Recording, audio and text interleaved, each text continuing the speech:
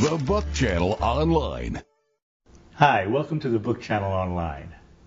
My name is Max Rodriguez, founder of the Harlem Book Fair. Today we're at the White Plains Public Library in partnership with my brother's keeper, the White Plains Youth Bureau, led by Executive Director Frank Williams. Today we'll be speaking with author Hugh Price. Thank you so much for joining us today. My pleasure, thank you. We have the pleasure of speaking with you about your title, This African American Life, and what a life it's been. It's been fun. I wouldn't have predicted it when I was a kid, but it's been exciting and unexpected, and I've often said that I wanted to have as much fun as I could professionally, as long as we got away with it financially, and we've gotten away with it. That is the idea, to have fun and to have it be financially fruitful. How did you do that? It's easier to say than to do. Well, let me describe what I meant by having fun. I always wanted to wake up in the morning and wanted to go do what it was my job to do. I was never a person who wanted to do something that didn't interest me and didn't feel fulfilling. I also was deeply committed to the anti-poverty movement when I was a young professional, to trying to improve the lot of our folks, promoting opportunity, equality, and upward mobility. So those were what might be called my calling. And being part of those movements, being of service to those movements and to our folks was what I call fun. Tell us a little bit about your life, because we know that you're Hugh Price and you're the former director of the Urban League, but there's a story there. No one knew who the Hugh Price was to become the director of the Urban League. But prior to that, tell us how you came to be. Well, I mean, I'll just tell 4 quick anecdotes about my ancestry, which I think partly shaped it. I'm a direct descendant of a man named Nero Hawley, who fought in the American Revolution.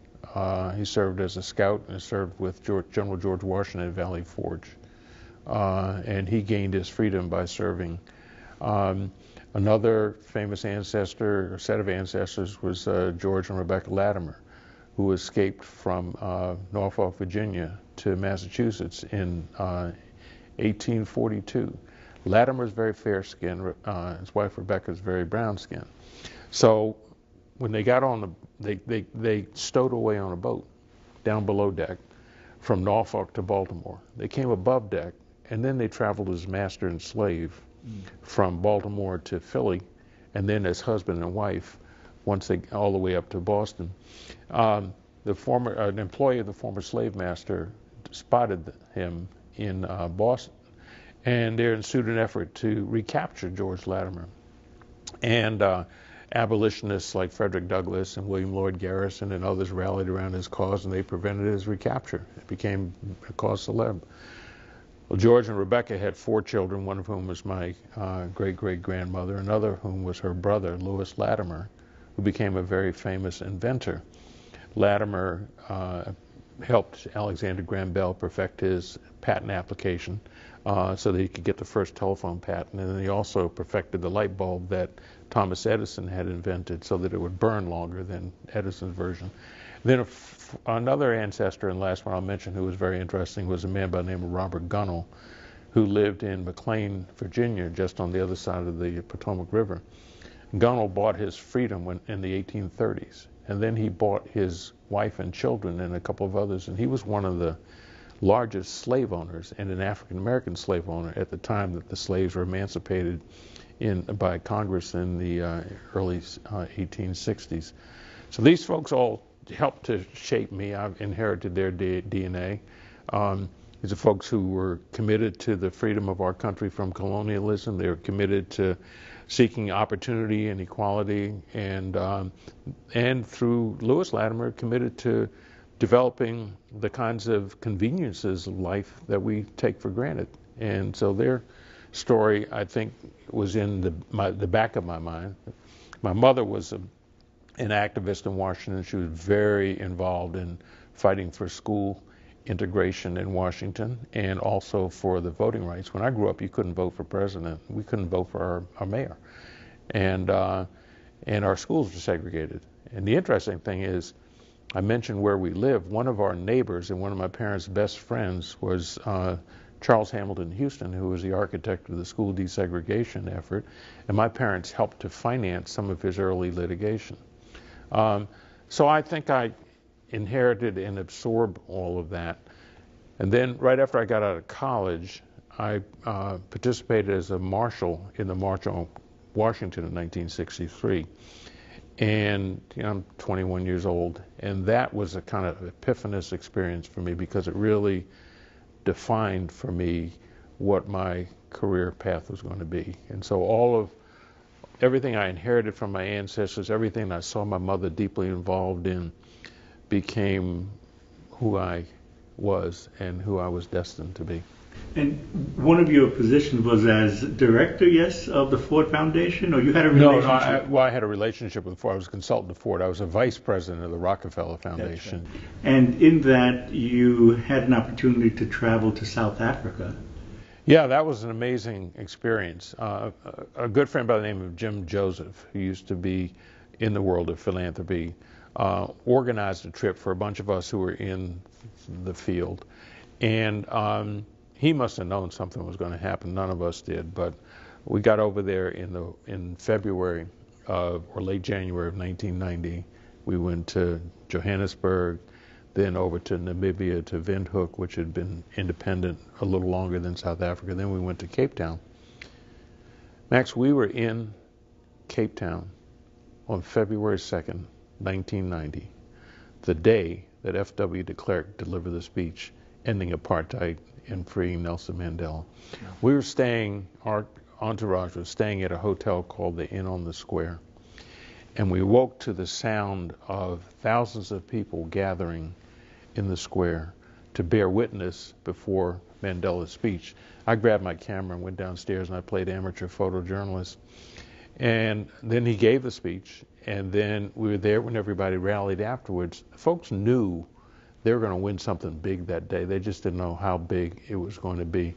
So that was one of the most exciting moments of my life, because in some senses it was like the March on Washington, except the March on Washington 1963, you really didn't have a timetable for when something big might happen that would represent a huge step forward. I mean, Kennedy was equivocating about whether he was going to do anything about civil rights. You may be aware of that. And it wasn't actually until Johnson became president after Kennedy's assassination that there was a real leap forward.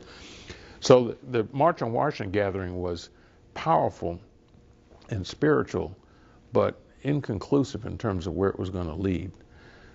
On February 2nd, 1990, folks knew something big was going to happen. They just didn't know what was going to happen. And that afternoon, after de Klerk's speech, it broke open. So we were there for the peaceful bearing of witness before the speech, the celebration afterwards. We were in Durban, South Africa, a few days later when they integrated the beaches of South Africa for the first time in their history. We saw our folks stepping gingerly onto the sand, saying, "Is anybody going to hurt me? Is this going to be okay?" Mm-hmm.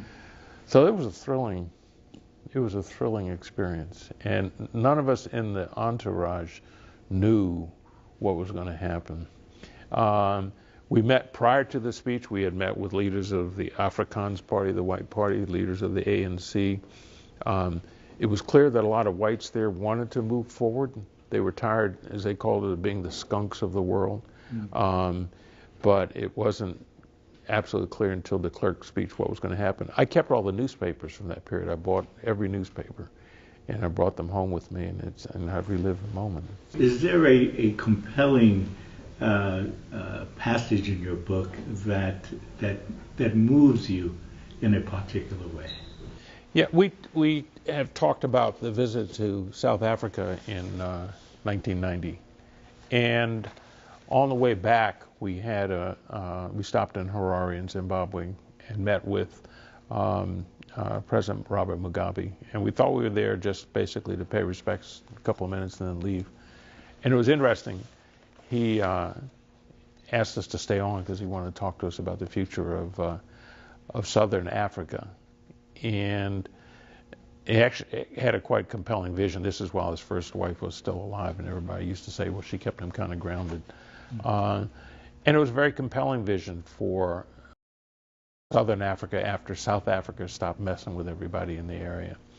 But while we were in Harare, we also met with a number of human rights advocates. And we had an encounter with them which I'll never forget. Let me read briefly about it. Our other meeting in Harare with local human rights advocates was quite another story. With the customary introductions and pleasantries. As the conversation continued, I became increasingly skeptical of the conciliatory language these human rights groups used in describing their interactions with the government. The erstwhile lawyer and editorial writer in me decided to probe more deeply by asking a pointed question. I began by saying many of those in the room had been educated in the West and thus understood the traditions of free speech, free press, and freedom of assembly. Yet the regime in Zimbabwe seemed determined to circumscribe the exercise of these freedoms. I suggested, as illustrated by the content and tone of the newscast I have watched. I then inquired if they acknowledged these constraints and felt comfortable with them. More importantly, I asked what was the justification for them from their perspective. Well, you would have thought I had just stepped on the tender toes of every Zimbabwean in the room. Some responded angrily, how dare I ask that question? Others accused me of being planning. I squirmed in my seat, worrying that I had spoiled the visit. My purpose in posing these questions was to encourage a frank dialogue among Americans and Zimbabweans who share roughly the same values, or so I thought. I certainly never expected to incite a mini riot. It took 10 to 15 minutes for tempers to cool. Their responses, grudgingly offered, were instructive. Some leaders said the exercise of these freedoms must be managed in order to contain unrealistic expectations that the government could not possibly meet, and to cope with tribal rivalries that ignored democratic traditions, yet could be a disruptive force. Other human rights advocates at the meeting argued restraints were necessary to curb externally funded destabilization efforts masquerading as internal dissent. For years, they said, the white South African government had surreptitiously financed mischief in the region to protect its racist interests. As we listened to the justifications and trial legitimacy, a young black man from South Africa's African National Congress Party who was traveling with us rose to speak. He directed his remarks to the Zimbabweans. Sisters and brothers, he said, I cannot begin to tell you how much it crushes my heart to hear the freedoms that we South Africans have given our lives and blood to obtain.